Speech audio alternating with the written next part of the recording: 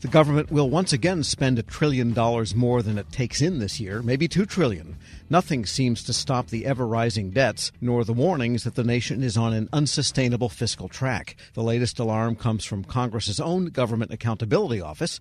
And here with the details, the GAO's Director of Strategic Issues, Jeff Arkin. Jeff, good to have you back. Thanks, Tom. Always great to be here. And the latest report, on the unsustainability really is old ground. But the word you're using in this report is accelerating. Growth in the debt is happening faster and faster. Yeah, this is our ninth annual, what we call our fiscal health report, looking at the long-term fiscal outlook for the country. And the story has really been the same this whole time, that the outlook is unsustainable and that debt is growing relative to the size of the economy at a faster pace than it has even a year ago when we did this work. And so that's where that acceleration part comes in. So debt is really the accumulation of yearly deficits. Right. When the government spends more than it takes in revenue, it has to issue debt to basically finance that gap. Generally speaking, it does that by issuing debt. And so we saw a deficit last year for fiscal year 2024 of $1.8 trillion, and debt increased by about that same amount. And so when the government spends more, it doesn't have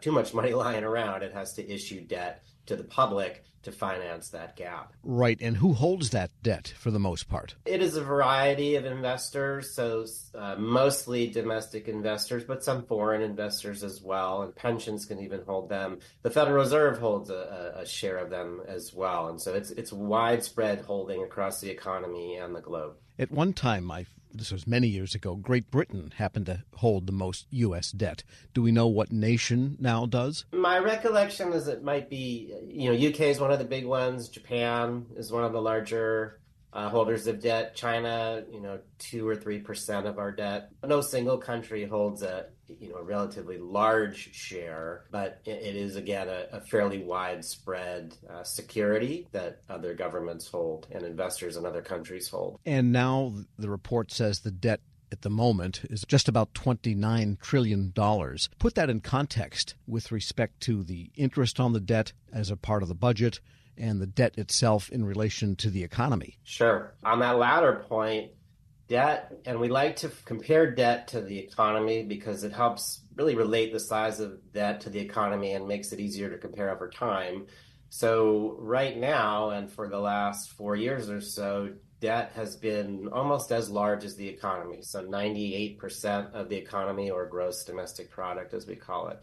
This is up substantially from 2019 even, when it was just 79%. For most of the latter half of the 20th century, it was 40, 50%. And so that's where we've seen a big increase.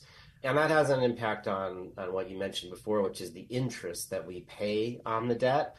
2019, about 8% of federal spending was on interest costs.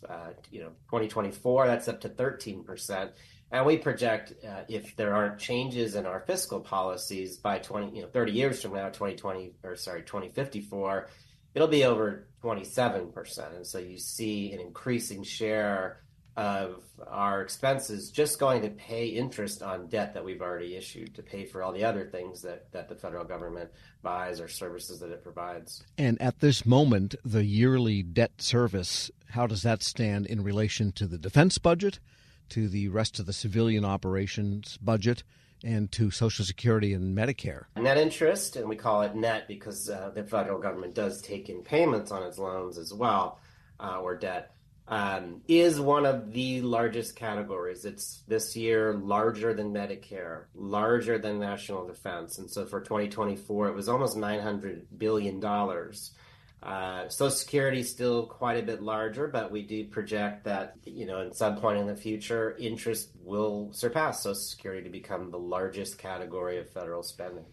All right, so it's big numbers no matter how you compare it. We're speaking with Jeff Arkin, Director of Strategic Issues at the Government Accountability Office. And what makes it unsustainable? I guess we all sense this, but in a technical sense, because you could say, well, just keep issuing debt. Crowns rested on debt throughout human history. Debt is what makes a big nation big. Sure, and I think the The challenge is that there are risks with increasing debt and having debt take up a larger share compared to the economy and a larger share. And so you may have situations where policymakers don't feel like they have as much flexibility to respond to economic downturns or unexpected events, something like a COVID-19 pandemic. Generally speaking, rising debt causes interest rates to rise, which can have impacts on American households who are trying to buy a car with a loan or buy a house with a mortgage. So they have real impacts. And then kind of worst case scenario is it does increase the risk of a fiscal crisis where investors might lose confidence in the federal government's ability to manage its finances and lose confidence in the economy, which really reduces demand for debt, at least at reasonable and affordable interest rates. And then Treasury may be in a position, or the U.S. government may be in a position where it can't borrow to finance those persistent deficits that we talked about before, which would cause all sorts of trouble with the economy. We've seen this in places like Greece in recent decades. I think it's happened in Argentina and other South American countries. Those countries are just permanently weakened. They exist. People get up in the morning and have their lattes and so forth, but they no longer have power over their own destiny. Yeah, I think those are the situations that would be prudent for us to avoid. It's not, nobody knows when we'll reach that point where a fiscal crisis could happen. And it could, if it were to happen, then maybe it would be a long time in the future. What our main message is, it's important to recognize those risks now and develop a strategy to address them, to put the federal government on a more sustainable fiscal path. And we have now this current effort in the executive branch to put it on a sustainable path as they see it, but they're not touching Social Security and Medicare spending. Really, it's the congressional branch that needs to deal with that, because those benefits and those systems of who gets paid, how much and when is all statutory. Nobody wants to cut money going to the little old men and little old ladies now and this kind of thing. But there has been Social Security reform in decades past where they changed the future outlays, and I think they call it bending the curve down, so that future beneficiaries have a different deal than current ones. But Congress won't even discuss that. Yeah, Social Security is one of the larger fiscal challenges, that and Medicare, or the hospital insurance part of Medicare. These are funded through payroll taxes. They have what's called a trust fund. And over time, for a long time, they would take in more money than they would provide in benefits. That's changed to the point where that trust fund, which is how these benefits are paid for, will run out for Social Security in 2033, for Medicare in 2036. And at that point, there's just not enough money coming in to pay for full benefits. There have been reforms in the past. In the mid-'80s with Social Security, there were some large reforms that extended the life of the trust fund. But if Congress and the administration don't do anything with these, they will not have enough money to pay for benefits in the not too distant future at that point. So they become pay-as-you-go, which in effect they really are now. I mean, aren't the trust funds kind of an accounting nicety in the same way that your account is an accounting nicety? But it's a pay-as-you-go. It is a pay-as-you-go, and then the trust funds have extra balances to be able to make up the difference from the amount of money that's coming in through payroll tax, through Social Security and Medicare taxes, and the amount of benefits every year. And then once that trust fund is depleted for either of those, you won't have enough money, barring some type of legislation, to make everybody whole. Thinking people read your report and know what's going on. It's just arithmetic, essentially, and are horrified.